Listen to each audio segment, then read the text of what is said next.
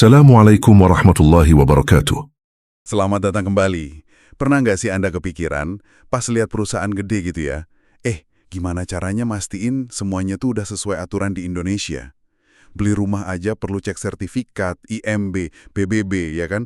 Nah, ini ngintip perusahaan, wah pasti jauh lebih rumit lagi. Hari ini nih, kita mau coba telusuri lebih dalam sesuatu yang, wah menarik banget. Kita punya daftar lengkap yang biasa dipakai buat proses uji tuntas hukum.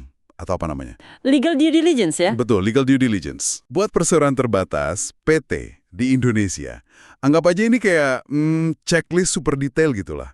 Yang dipakai ahli hukum atau investor sebelum ambil keputusan penting soal perusahaan itu. Nah, misi kita kali ini kita bedah bareng-bareng daftar ini. Tujuannya, biar paham, dokumen apa aja sih yang dibutuhin biar perusahaan dianggap beres secara hukum. Dan kenapa dokumen itu penting? Ini bakal kasih gambaran soal ribetnya administrasi sama kepatuhan di sini. Siap ya? Oke, mari kita bongkar satu-satu nih. Tepat sekali. Ya, daftar kayak gini itu jadi fondasi buat memahami kesehatan hukum sebuah perusahaan.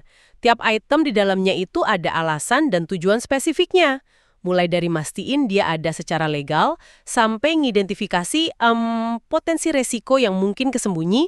Jadi ini bukan cuma tumpukan kertas, tapi cerminan struktur, operasi, sama kewajiban perusahaan itu sendiri. Oke, kita mulai dari yang paling dasar ya. Bagian I, organisasi perusahaan dan keterangan umum. Ini ada akta pendirian, kayak akta lahirnya perusahaan gitu ya. Betul, itu akta kelahirannya. Tapi sering nggak sih ada masalah di sini? Misalnya ada perubahan akta, tapi kok nggak dilaporin atau nggak sah. Itu umum ditemuin nggak? Dampaknya apa tuh? Itu pertanyaan bagus. Akta pendirian dan semua riwayat perubahannya harus lengkap sama pengesahan dari Kemenkumham dan pendaftaran lainnya. Dulu kan ada berita negara, sekarang lebih ke sistem Kemenkumham langsung ya. Masalah bisa aja muncul, misalnya kalau ada perubahan pemegang saham atau pengurus, ternyata nggak dicatetin di akta, nggak dilaporin. Nah, dampaknya bisa serius. Contohnya nih, keputusan yang diambil direksi yang ternyata secara hukum nggak sah posisinya. Atau nanti jadi sengketa kepemilikan. Wah, bisa panjang urusannya. Oh gitu ya. Jadi nggak cuma aktanya ada, tapi harus up to date dan sah juga. Oke. Terus di bagian ini juga ada detail soal kepemilikan saham. Ada minta dokumen perjanjian antar pemegang saham, terus ada opsi saham, gadai saham. Ini buat apa sih? Cuma mau tahu nama pemiliknya aja atau gimana? Ini lebih dalam dari sekedar tahu nama aja. Perjanjian antar pemegang saham atau SHA itu misalnya bisa ngatur hal-hal yang mungkin nggak ada di anggaran dasar. Kayak hak veto pemegang saham minoritas, atau gimana kalau ada deadlock, atau kewajiban setor modal tambahan. Nah, itu diatur di situ biasanya. Oh, oke. Terus dokumen opsi saham atau hak konversi lain itu nunjukin potensi perubahan struktur pemilik di masa depan. Kalau gadai saham ya jelas ada potensi sahamnya diambil alih kreditur kalau ada masalah pembayaran utang. Jadi ini semua penting buat tahu siapa sih pengendali sebenarnya, gimana dinamika antar pemegang saham dan risiko terkait kepemilikannya. Termasuk daftar pemegang saham resmi dan bukti kepemilikannya juga. Paham. Berarti benar-benar ngelihat dinamika di balik layar ya. Terus, tentu aja, susunan direksi dan dewan komisaris yang sah, akta perubahan pengurus, bukti lapornya ke Kemenkumham, sampai data pribadi mereka kayak KTP, paspor, NPWP juga diminta ya. Bagian pertama ini mastiin fondasi legalnya. Perusahaan ada secara sah, struktur pemiliknya transparan, siapa pengendali dan penanggung jawabnya jelas. Ibarat bangun rumah, ini pondasinya nih, mesti kokoh. Sip, pondasi udah oke. Sekarang kita geser nih ke bagian yang seringkali paling tebal dan wah, kelihatannya kompleks banget. Bagian 2, lingkup usaha dan perizinan. Daftarnya panjang banget ini. Mulai dari mana ya biar nggak pusing? Iya, ini emang banyak. Kita bisa mulai dari kewajiban yang paling umum dulu aja, pajak. Ini kan berlaku buat hampir semua bisnis ya. Di daftar ini diminta NPWP sama surat keterangan terdaftar, SKT. Pusat sama cabang juga kalau ada. Terus yang penting banget ini, surat keterangan fiskal atau SKF. SKF ya? Kenapa itu penting banget? Nah, SKF ini kayak semacam surat kelakuan baik dari kantor pajak lah. Isinya nyatain kalau perusahaan itu nggak punya tunggakan pajak utama, kayak PPh, PPN, PBB di periode tertentu. Oke. Jadi kayak rapor kepatuhan pajak gitu ya? Sip. Selain itu, ada status pengusaha kena pajak, PKP, kalau omsetnya udah nyampe. Terus bukti lapor SPT tahunan PPh Badan beberapa tahun terakhir. Sama bukti bayar PBB terakhir. Betul, ini nunjukin komitmen finansial dasar ke negara lah. Urusan pajak aja udah detail gini ya. Baru pajak sama izin dagang dasar aja udah lumayan. Ini nunjukin pentingnya dua area ini sebelum masuk ke izin yang lebih spesifik ya. Tepat, kepatuhan pajak ini fundamental. Nah, setelah itu baru kita masuk ke izin usaha yang lebih umum, yang sering terkait perdagangan. Dulu kan ada TDP, tanda daftar perusahaan, sama SIUP konvensional. Terus ada angka pengenal importir-eksportir, APAPE, kalau perusahaannya ada kegiatan ekspor-impor. Ini izin-izin klasik lah ya. Iya, yang udah lama ada itu ya. Tapi sekarang kan ada sistem OSS tuh, Online Single Submission. Nah, ini gimana? Apa NIB sama SIUP dari OSS itu ngegantiin semua yang tadi? Nah, ini poin penting nih. OSS sama NIB-nya, nomor induk berusaha itu tujuannya emang buat nyederhanain dan gabungin izin-izin dasar. NIB itu jadi identitas tunggal, sekaligus gantiin TDP, AP, sama kasih akses kepabeanan. Tapi, penting dicatat nih, NIB dari OSS itu seringnya baru langkah awal. Oh, baru awal aja. Iya. Buat izin usaha utamanya kayak SIUP versi OSS dan terutama izin-izin sektoral atau lokasi yang spesifik, misalnya IMB, izin lingkungan, izin usaha industri tertentu. Nah, OSS itu seringnya cuma platform buat ngajuin awalnya aja. Anda tetap harus penuhi syarat teknis lanjutannya, terus dapat persetujuan spesifik. Prosesnya itu bisa jadi masih melibatkan kementerian teknis atau pemda terkait, kadang malah di luar sistem OSS itu sendiri. Jadi bukan berarti punya NIB terus semua urusan beres. Oke. Jadi OSS itu kayak pintu gerbangnya ya, tapi jalannya masih panjang buat izin-izin tertentu. Paham. Nah, sebelum OSS pun, kalau perusahaannya itu PMA atau PMDN, penanaman modal asing atau dalam negeri, ada lagi kan izin dari BKPM, sekarang Kementerian Investasi, atau dinas daerahnya, kayak persetujuan penanaman modal, izin usaha tetap, IUT, terus ada laporan kegiatan penanaman modal LKPM, yang periodik itu. Ini khusus buat status investasinya ya. Betul sekali. Izin-izin terkait status penanaman modal ini nunjukin gimana investasinya disetujui, fasilitas apa aja yang mungkin dia dapat, sama gimana realisasi investasinya dilaporin secara berkala. Ini penting buat investor dan pemerintah juga buat monitor arus investasi. Nah, ini nih, setelah izin umum sama investasi, kita masuk ke contoh izin sektoral yang spesifik banget di daftar ini. Izin usaha perkebunan. Ini contoh bagus sih buat nunjukin betapa rumitnya regulasi di sektor tertentu. Panjang banget daftarnya. Memang, kalau perkebunan nggak cukup izin usaha umum aja, perlu izin usaha perkebunan atau IUP yang spesifik. Bahkan kalau ganti jenis tanaman aja perlu persetujuan lagi. Terus kalau melibatkan masyarakat, misalnya plasma, perlu ada perjanjiannya. Lalu izin soal lahan, izin lokasi, izin pelepasan kawasan hutan kalau asalnya dari hutan, HGU dari BPN kalau status tanahnya HGU, izin buka lahannya, wah banyak.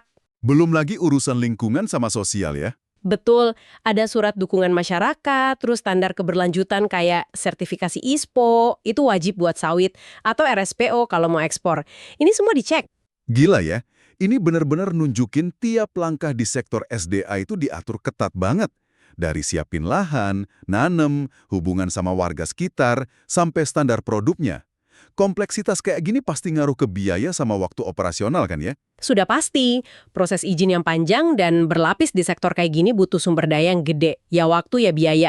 Patuh sama semua izin ini jadi kunci buat keberlangsungan operasi dan reputasi perusahaan juga, apalagi di mata pembeli internasional atau bank yang makin peduli isu lingkungan dan sosial. Oke, selain izin sektoral, ada juga izin dari Pemda ya, yang lebih ke lokasi fisiknya. Surat keterangan domisili, IMB, atau sekarang namanya PBG ya, Persetujuan Bangunan Gedung.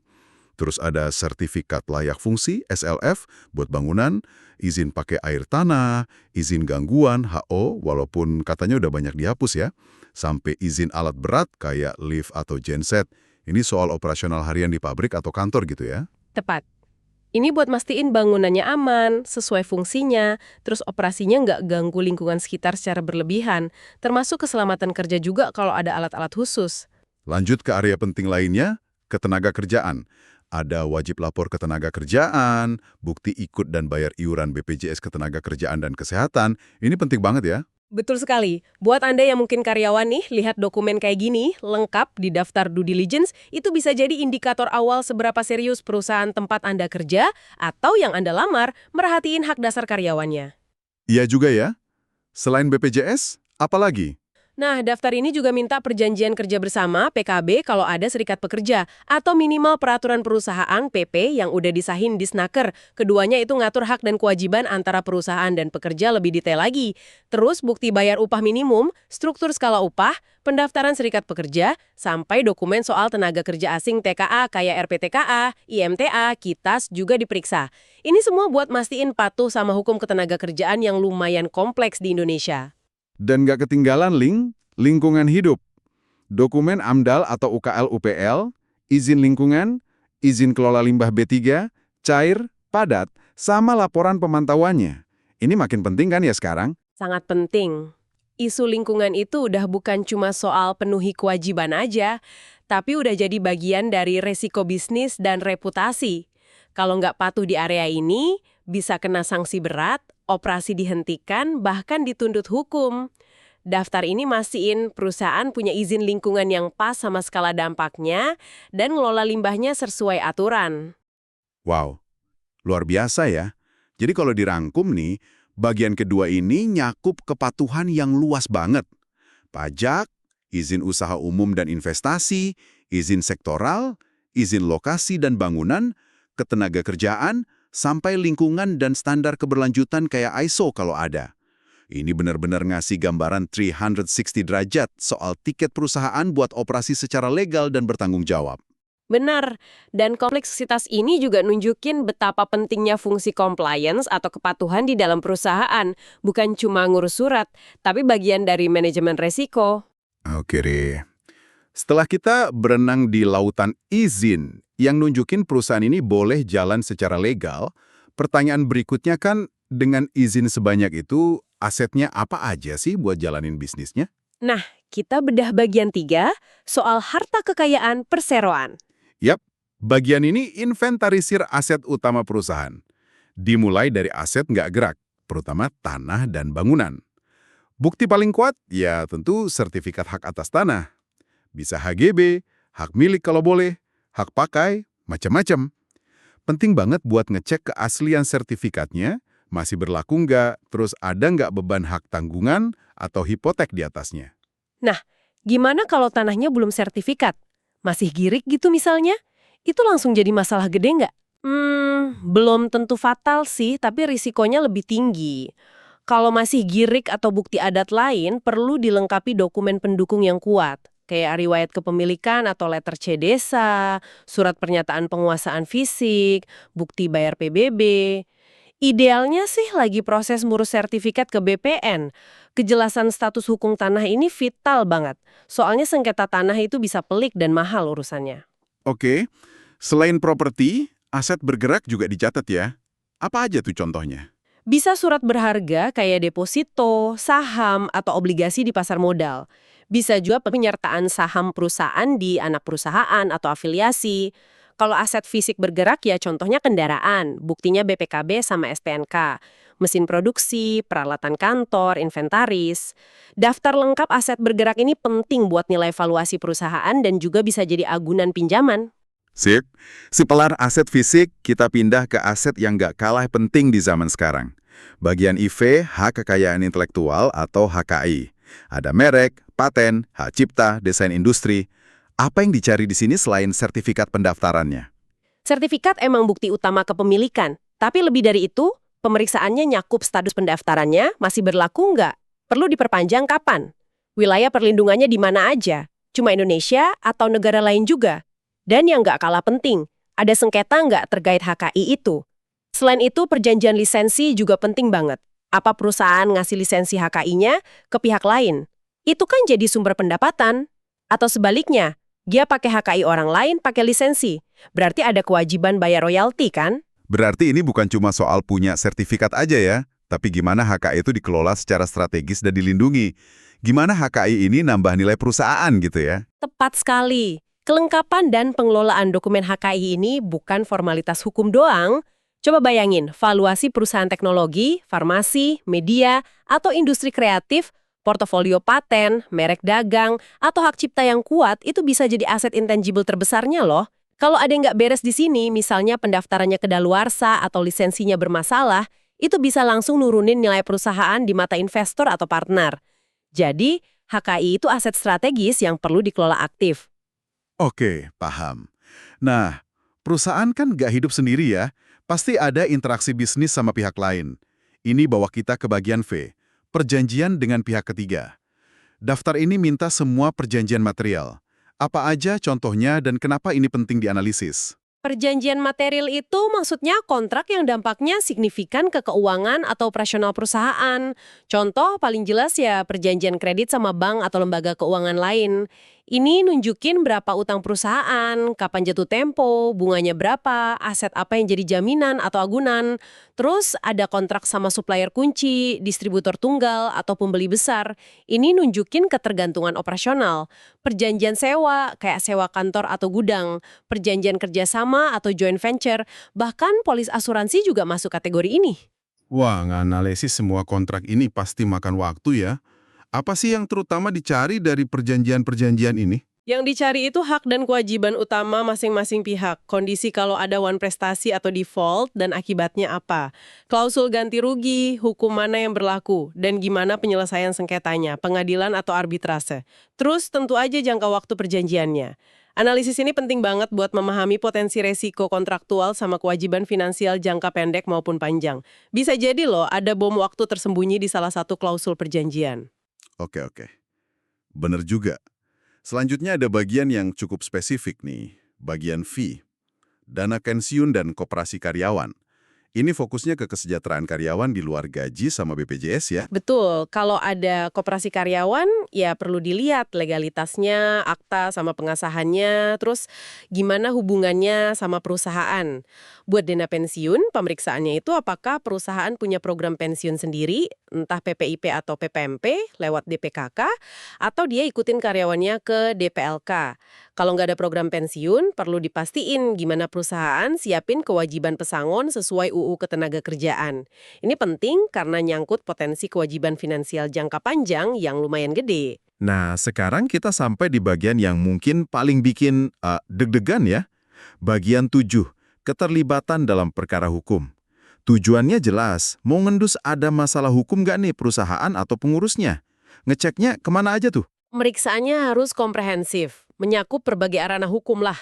Nggak cuma perkara perdata kayak gugatan wan prestasi, atau pidana, misalnya dugaan korupsi atau kejahatan lingkungan, di pengadilan negeri aja, tapi juga sengketa di Badan Arbitrase Nasional Indonesia, BANI, kalau ada perjanjian yang pakai klausul arbitrase. Terus perselisihan hubungan industrial, PHI, antara perusahaan sama karyawan di Pengadilan Hubungan Industrial, sengketa pajak di Pengadilan Pajak, perkara kepailitan atau PKPU di Pengadilan Niaga, sampai sengketa tata usaha negara, PTUN, kalau perusahaan gugat keputusan pejabat atau badan TUN. Luas banget ya cakupannya.